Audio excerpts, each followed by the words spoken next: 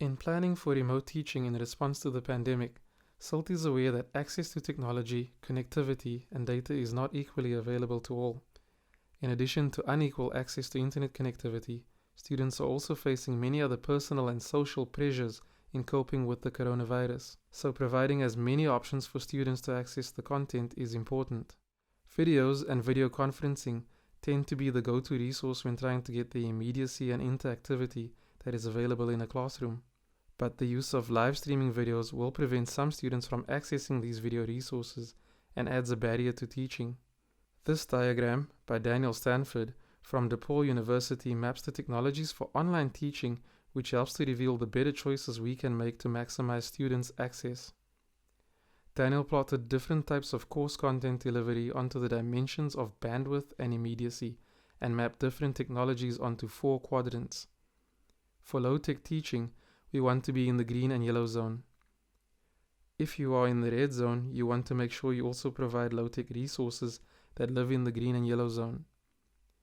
Lecture recording videos, screencasting, and narrated PowerPoint can be used, but these would need to be transcribed to maximize accessibility. Luckily, you can submit any of these formats for captioning and transcribing through Vula. At SILT, we have tested a number of video processing tools to help support you in making these videos more accessible for low-tech options. This diagram illustrates the different types of video tools that SILT uses and recommends when making and processing videos.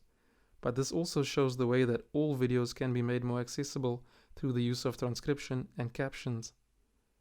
All the processes from video lecture, screencasts, editing to compression, whether on Vula or external, are showed in this diagram.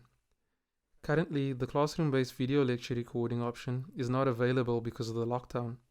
But just to note that if you have past video lecture recordings you have completed and want to reuse, then other tools in this infographic could help. Getting captioning and transcripts for past lecture recordings is also possible.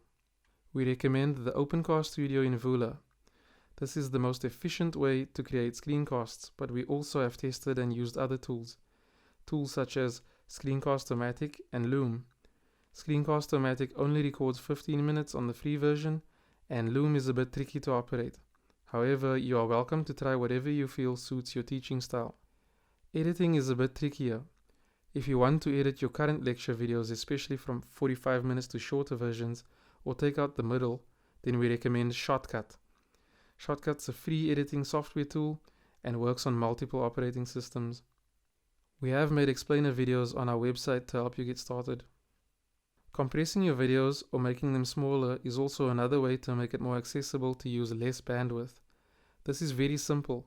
You can upload any recording to Vula and compress it for smaller download versions. We also recommend Handbrake for converting videos to different formats.